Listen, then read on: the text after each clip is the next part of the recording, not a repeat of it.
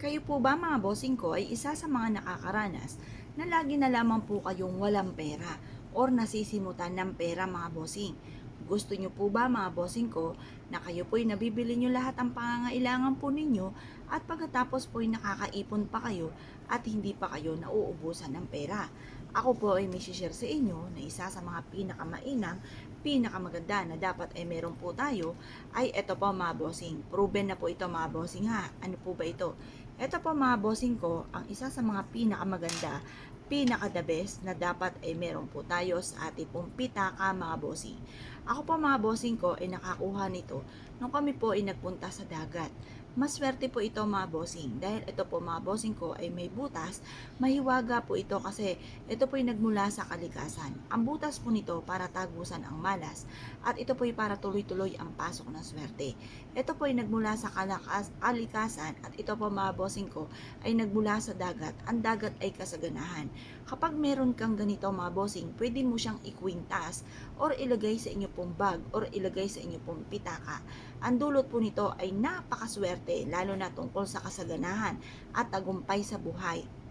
Pwede rin po kayo na magsabit sa inyo pong main door or sa main entrance sa inyo pong negosyo upang sa ganun ay hindi po kayo malasin. Upang sa ganun ay magtuloy-tuloy ang pasok ng swerte.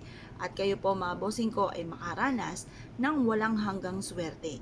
Kaya kung ikaw ay makakita ng gantong mga pampaswerte mga bossing na aking ipinapakita sa inyo pero napakarami nito sa dagat mga bossing, sa may nakahalo ito sa buhangin mga bossing, manguha ka na nito.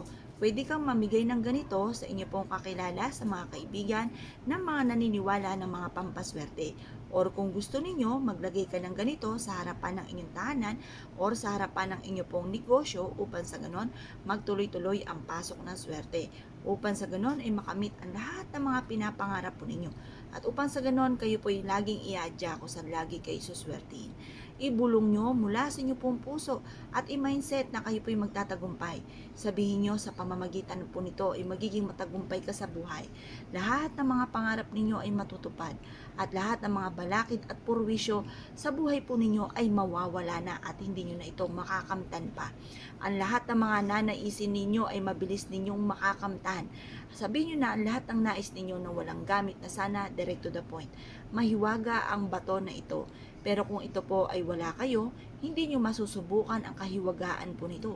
Marami na po itong benepisyong dulot. Ito po mga bossing ko, kung ikaw ay malapit sa mga taong negatibo or kaya mga taong inggitera at pakalimera at saka mga chismosa at sa mga taong may bad intention po sa inyo mga bossing, ay kaagad niyang itataboy po sa inyo at hindi na hahayaan pa na kayo po yung magkaroon pa ng pagsubok sa kanila. Ito po mga bossing ko yung mabisang proteksyon din lalo na sa mga taong toxic sa buhay po ninyo. At mainam din po ito na meron kang ganito lalo na kung ikaw ay negosyante dahil ito po yung isa sa mga pinakamaganda na dapat ay meron po kayo para hindi kayo mamalasin mga bossing at kayo po yung maging matagumpay sa inyo pong negosyo. Kung naniniwala ka sa magatong mga pamamaraan ay kaagad mo itong kunin at pwede nyo po itong ilagay sa inyo pong pitaka. Ito po mga bossing ko ay magdudulot ng swerte. Mapapansin po ninyo hindi na kayo nauubusan ng pera. Mapapansin po ninyo na kayo po ay laging iaadya kung saan lagi kayo ay suswertihin. Proven po ito mga bossing na napakaswerte sa inyo pong pitaka or sa inyo pong bag or sa inyo pong kaha or sa taguan ng inyo pong pera. Pararamihin ito ng pararamihin ang pera po ninyo mga bossing. Kung kayo pinaniniwala sa magatong mga pamamaraan ay mainam na subukan nyo po itong gawin. Subukan nyo po na magkaroon po nito. Proven po ito mga bossing. Kaya kung kayo pinaniniwala mga bossing, asya, good luck po sa inyo po lahat.